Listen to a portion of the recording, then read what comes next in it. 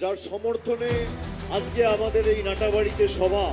তৃণমূল কংগ্রেসের প্রার্থী নাটাবাড়ি বিধানসভা থেকে জোড়া ফুল প্রতীক চিহ্ন নিয়ে প্রতিদ্বন্দ্বিতা করছেন শৈলেন্দ্রনাথ বর্মা সহ আরও 3 জন কুচবিহারের প্রার্থী এখানে রয়েছেন।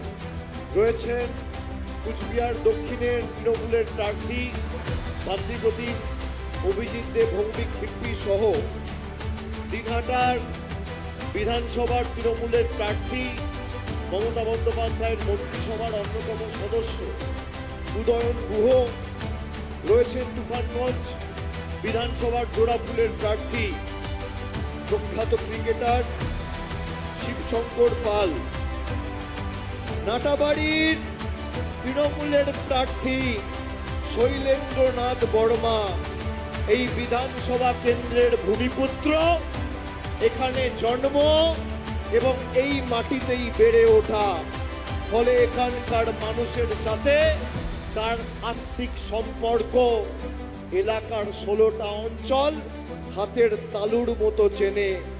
তিনি এখানকার মানুষের সমস্যা আবেগ বোঝেন, যা কোনো বহিরাগত কর্মী বা বহিরাগত প্রার্থীর পক্ষে বোঝা সম্ভব নয়।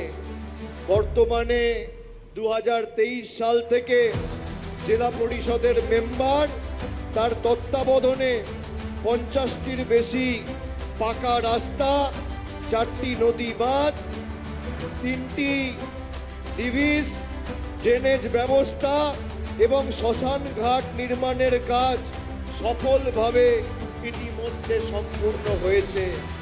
তাই আমার, আপনার, সবার প্রার্থী মমতা বন্দ্যোপাধ্যায়ের প্রার্থী, জোড়াফুলের প্রার্থী, তৃণমূলের প্রার্থী, নাটাবাড়ির প্রার্থী।